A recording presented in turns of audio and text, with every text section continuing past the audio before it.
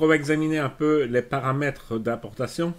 Le premier, c'est la gestion des fichiers avec créer des aperçus.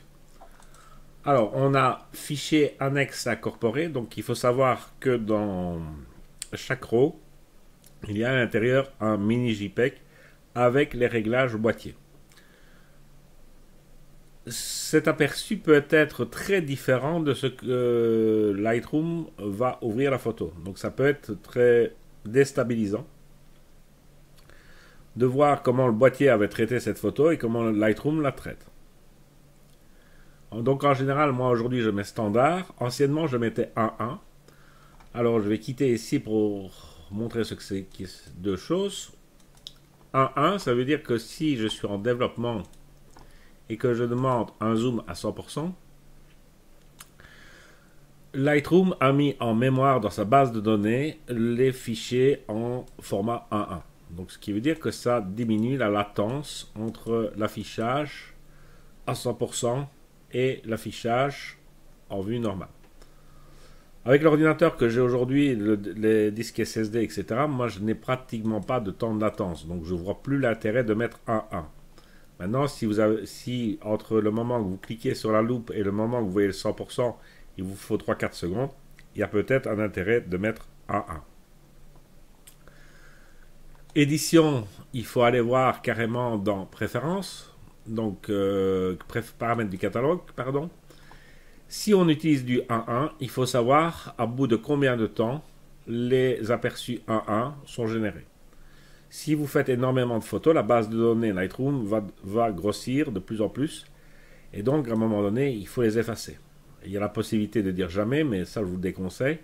Donc, en fonction de la rapidité en général que vous traitez vos RAW, vous vous demandez la suppression des aperçus 1 au bout d'une semaine ou au bout de 30 jours. Restera toujours l'aperçu standard à ce moment-là.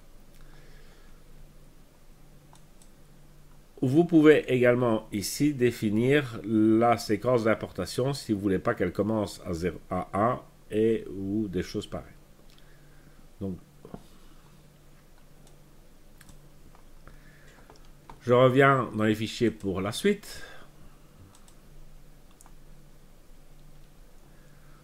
Donc, créer des aperçus dynamiques, ça c'est quoi? Ça veut dire que si vous travaillez sur un disque dur externe, par exemple vous avez un portable et que les photos sont sur un disque dur externe, si vous cochez cette case-là, vous pourrez travailler sur vos photos si vous n'avez pas le disque externe avec vous. Donc, si ça peut être intéressant juste dans cette option. Ne pas apporter les éventuels doublons, ça je vous conseille de le cocher. Pourquoi? Parce que si il restait des anciennes photos sur la carte mémoire, ben, comme ça évite de les apporter deux fois et de les avoir en double sur l'ordinateur. L'option suivante n'est valable que si on fait copier ou quelque chose comme ça. Ça veut dire qu'on peut créer, donc on peut copier de la carte mémoire vers un emplacement du disque dur en RAW et de mettre la seconde copie quelque part sur un ordinateur, sur un disque dur.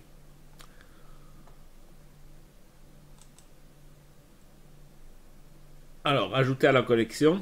Une collection, ça veut dire que ce sont des photos qu'on regroupe par thème. Par exemple, oiseaux, animaux, je sais pas moi, mariage, etc., etc. Donc, si je clique ici et que par exemple, ce sont toutes les photos que j'ai apportées, c'était des photos de Léa, ben je peux, si j'ai fait une collection Léa, cliquer sur Léa et donc j'ai une collection de toutes les photos de Léa.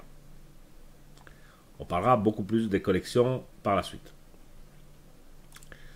Paramètres de développement. Alors, qu'est-ce que c'est ces paramètres de développement? En fait, je vais à nouveau quitter ici. Donc, je vais prendre une photo.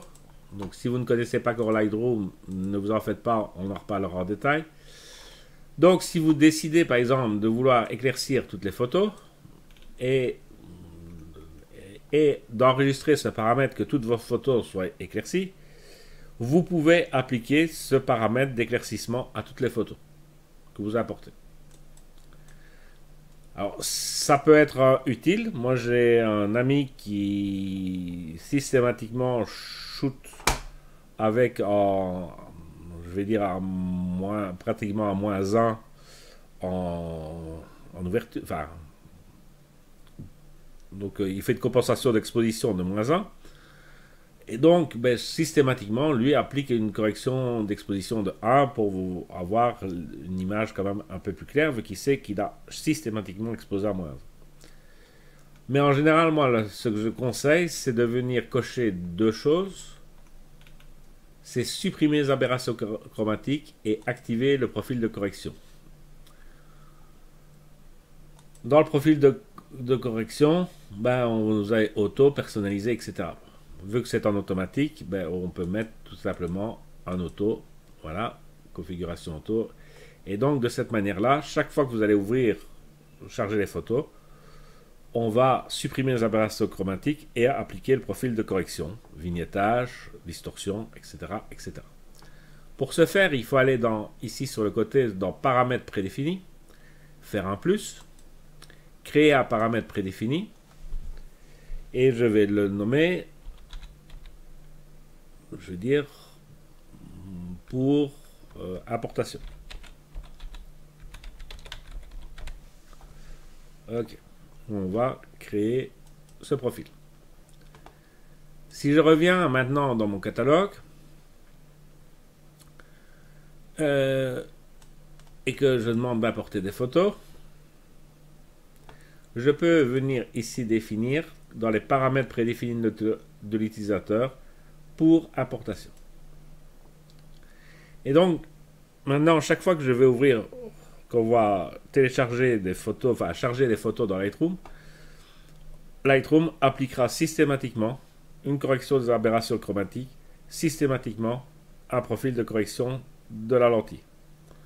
Et ceci sans, je veux dire, manipulation de votre part.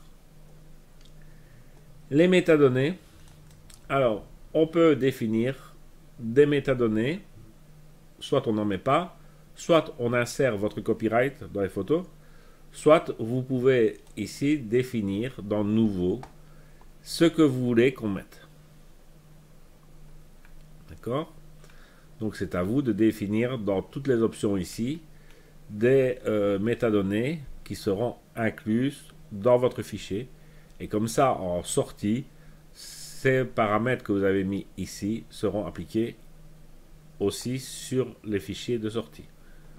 Suivant les options que vous mettrez, mais si vous ne mettez pas d'options, elles seront mises dedans.